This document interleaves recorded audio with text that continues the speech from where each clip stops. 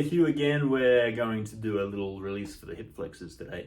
So for this one, we're going to need a rumble roller and a foam block. And with these two, we're going to get in nice and deep. So let's get started.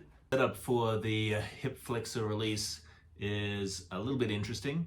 It's going to be essentially stacking your rumble roller up on the foam block like so. You're going to use the corner of the foam roller to get into the hip flexors and open up that way. So how you go about it is to get that here out. It's important too to make sure you're on the end of the foam roller locked into place, because you don't want this thing sliding down and crashing into the floor, because that's just, well, embarrassing. And you don't want to have it up too high like that, because then it's just going to do funny things. So set up like that right here, and then we're going to take our little hip, and it's essentially inside the hip bone, but obviously not in the groin. It's between there and the six pack that we're shooting for. So holding the foam roller down like so, making sure it's stable.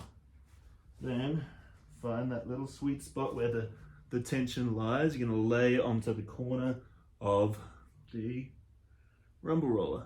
Then reach the leg long.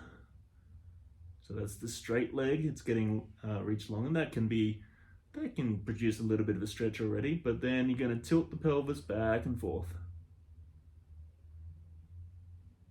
reaching long, tucking the pelvis under, and that'll produce a nice little stretch as you're anchored onto the corner here.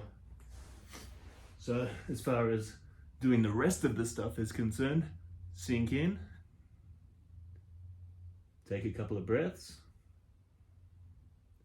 let the tissue melt around the corner of the roller, and when you feel it's kind of settled into place, that's when you start the movement. So reach the leg long and tuck the pelvis under. So when I say tuck the pelvis under, it's not sticking the butt back, it's tucking it under like so. Alrighty, go get 'em.